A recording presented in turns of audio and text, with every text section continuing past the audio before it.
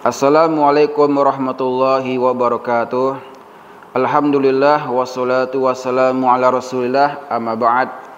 Baik, sekarang kita akan mencoba menyampaikan perbedaan antara Al-Quran, hadis qudsi dan hadis nabawi. Al-farqu bainal Qur'anil Karim wal hadisil qudsi wal hadisin nabawi. Yang pertama, Al-Quranul Karim. Apa bedanya? Satu, maknahu wa lafzuhu min indillahi subhanahu.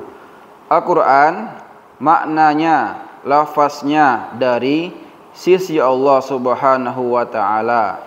Sedangkan hadis qudsi, maknahu min indillah wa lafzuhu minar rasuli sallallahu alaihi wasallam.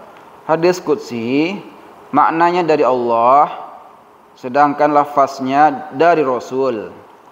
Kemudian hadis nabawi, dia taufiqi, maksudnya telah ditentukan. Al-makna minallah wal lafzu minar Rasul, yakni maknanya dari Allah, sedangkan lafaznya dari Rasul. Oke. Berikutnya lagi, yang kedua, mu'jizun lil insi wal jinni wa tahaddi bihil arab. Dia merupakan, Al-Quran merupakan mukjizat bagi manusia, bagi bangsa jin, dan tantangan bagi bangsa Arab.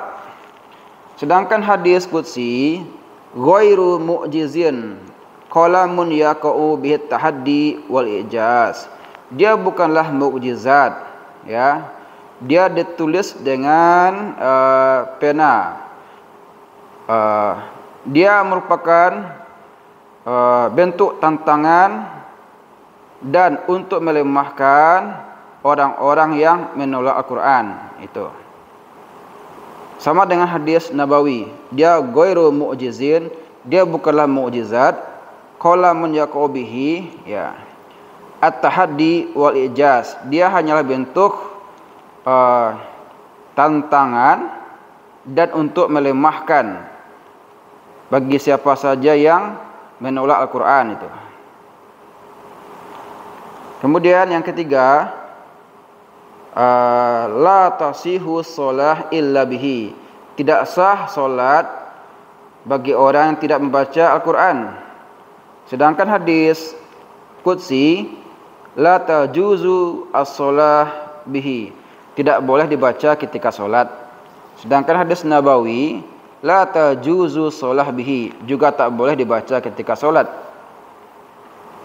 Yang keempat, muta'abbadun bitilawatihi wa liqari'ihi bikulli harfin hasanah. Al-Quran, dia membacanya adalah ibadah, dan bagi pembacanya satu huruf adalah satu kebaikan. Sedangkan hadis qudsi, la yata'abbad bitilawatihi wa sawabihi amun ka ghairihi minal a'malis shalihah. Ya, hadis qudsi membacanya tidaklah ibadah, dan pahalanya bersifat umum seperti selainnya dari amal-amal soleh.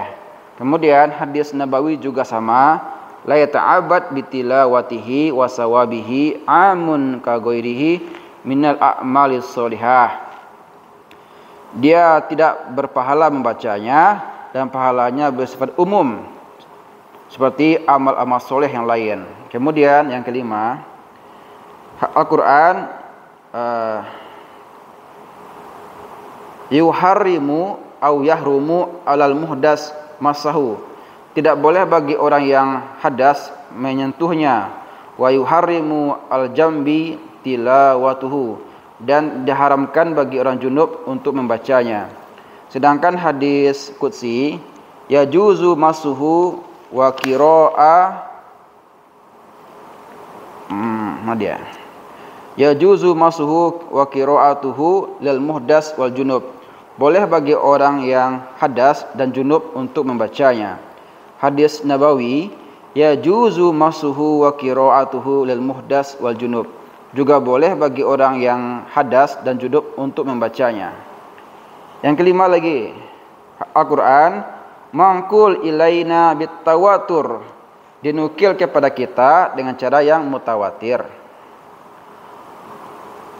Fahuwa maqtu'un bisihati, dan dia terputus dengan kesohihannya.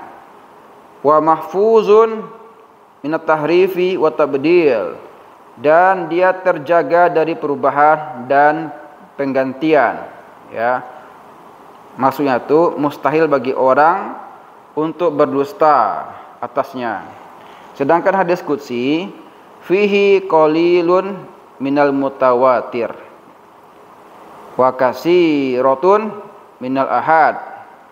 Sedangkan hadis qudsi hanya sedikit hadis yang mutawatirnya dan banyak hadis ahad. Wa fihi, di sana ada hadis sahih, as-sahih, wa dhaif, hadis dhaif, bal maudhu'. Hadis qudsi juga ada hadis palsunya. Sedangkan hadis nabawi fihil mutawatir wal ahad. Di sana juga ada hadis mutawatir dan ahad.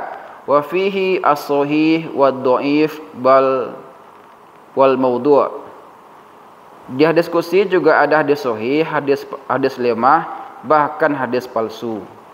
Kemudian yang ketujuh, la tajuzu riwayatuhu bil makna.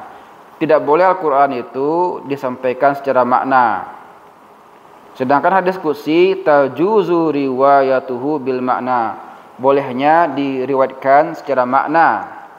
Sedangkan hadis nabawi tajuzu riwayatuhu bil makna, bolehnya diriwayatkan secara makna. Yang terakhir, Al-Quran maktubun kulluhu fil masahif, ya, semuanya ditulis dalam mushaf. Sedangkan hadis qudsi kutubu masunati nabawiyah, dia ditulis bersama dengan hadis Nabi. Sedangkan hadis nabawi kutubun fi kutubin sunnatin nabawiyah, dia ditulis bersama dengan hadis-hadis Nabi. Itulah perbedaan antara Al-Quran, hadis qudsi dan hadis nabawi. Semoga dapat dipahami. Wassalamualaikum warahmatullahi wabarakatuh.